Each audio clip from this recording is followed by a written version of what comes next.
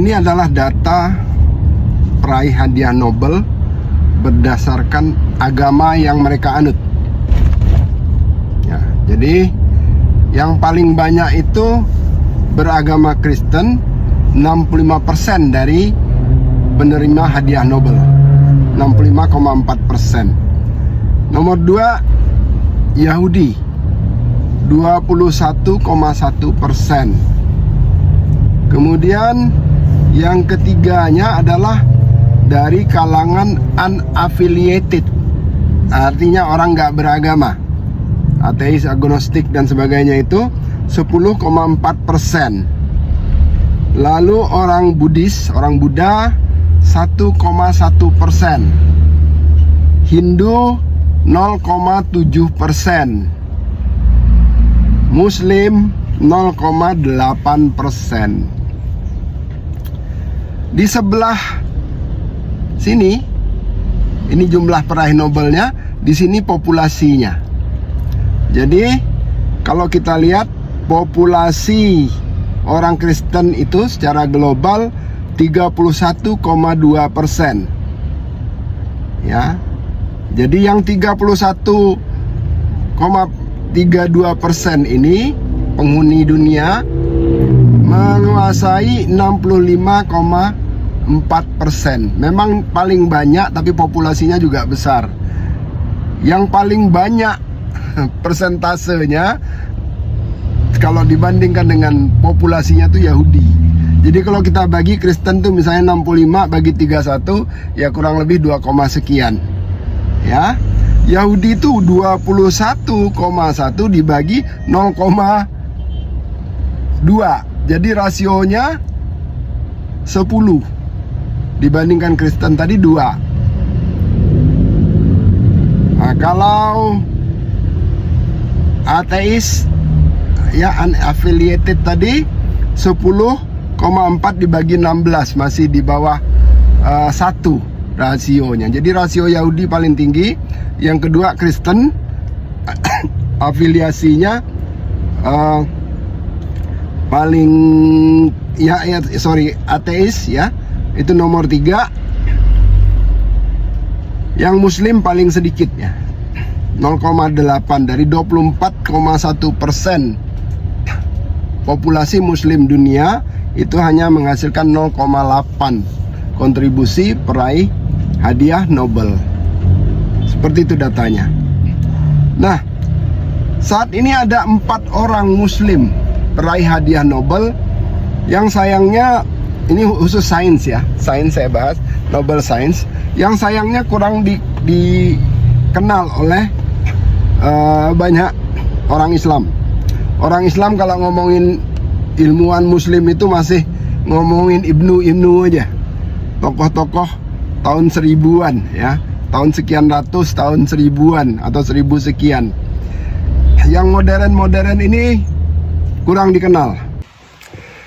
Tadi saya bikin video tentang peraih hadiah Nobel, statistiknya berbasis pada agama yang dianut oleh para peraih hadiah Nobel itu. Ya, hasilnya adalah orang Kristen paling banyak, nomor 2 Yahudi, nomor 3-nya ateis. Tapi kalau secara statistik, maksudnya itu dibandingkan dengan jumlah populasi, orang Yahudi itu paling tinggi, jauh paling tinggi. Nomor 2-nya Kristen, yang nomor 3-nya ateis. Nah, Islam paling sedikit. Lah, terus ngamuk-ngamuk yang nonton, kelihatannya dari kalangan Muslim, ngamuk-ngamuk bilang lu mau apa banding-bandingin. Nah, ini data statistik, fakta yang menunjukkan bahwa Muslim itu memang tertinggal dalam kontribusi sains. Kontribusinya di masa lalu doang, zaman Ibnu itu, yang sekarang udah tertinggal, itu fakta. Sebenarnya saya tidak cuma bicara fakta itu, saya tunjukkan 4 orang Muslim peraih hadiah Nobel, saya ceritakan apa saja prestasi mereka, itu sesuatu yang bisa dibanggakan sebenarnya. Tapi kok saya dituduh menjelekkan Islam, dituduh merendahkan Islam, sampai ada yang bilang Kalau kamu nggak yakin dengan Islam itu murtad aja, ya Allah, tepok jidat saya. Jadi saya ngumpulkan data ini sebagai bagian dari presentasi saya. Saya diundang oleh sebuah universitas Islam negeri ya, UIN, untuk bicara dalam satu focus group discussion. Itu sehari penuh saya yang akan kasih kuliah sama dosen-dosen UIN tentang Islam dan sains.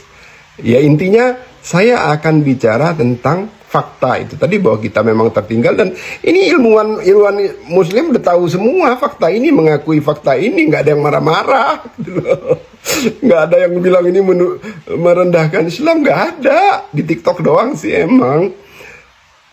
Yang kedua, saya akan berbagi ide, berbagi gagasan tentang bagaimana ya para ilmuwan Muslim itu, periset, peneliti, dosen dan sebagainya bekerja keras untuk memajukan sains di dunia Islam, agar Islam itu tidak tertinggal, orang-orang di negara-negara Muslim itu tidak tertinggal, agar kita juga ikut berkontribusi dalam kemajuan sains dan teknologi. Jadi yang ngamuk-ngamuk itu ya udahlah, emang kelasnya segitu, mau gimana lagi.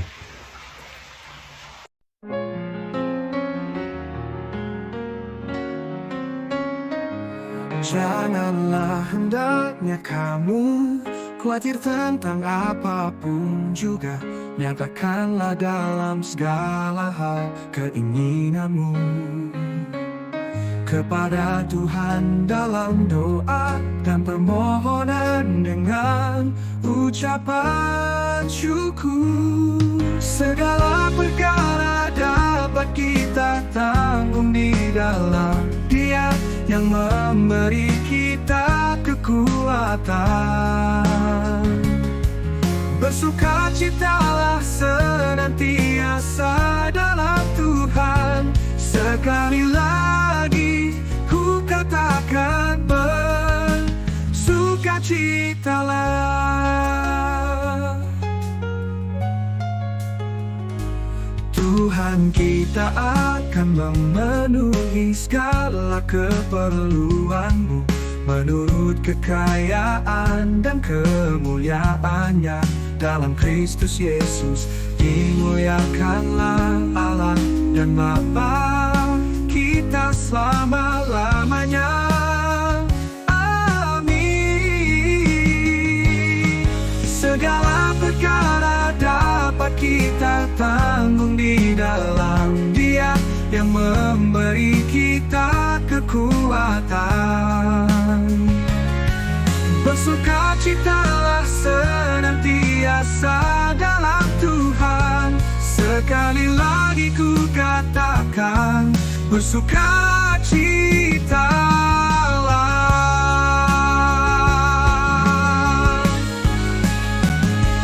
Tuhan kita akan memenuhi segala keperluanmu menurut kekayaan dan kemuliaannya dalam Kristus Yesus. Dimuliakanlah Allah dan Bapa kita selama-lamanya. Amin. Segala perkara dapat kita tanggung di dalam Dia yang memberi kekuatan. Bersukacitalah senantiasa dalam Tuhan. Sekali lagi ku katakan, bersukacitalah.